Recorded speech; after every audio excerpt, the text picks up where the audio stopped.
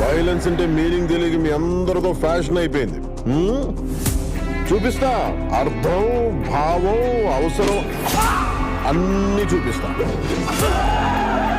ఆయన కంబ్యాక్ ఇచ్చిన ప్రతిసారి మ్యాజిక్ జరుగుద్ది. మాయమ్మ మాయమ్మ.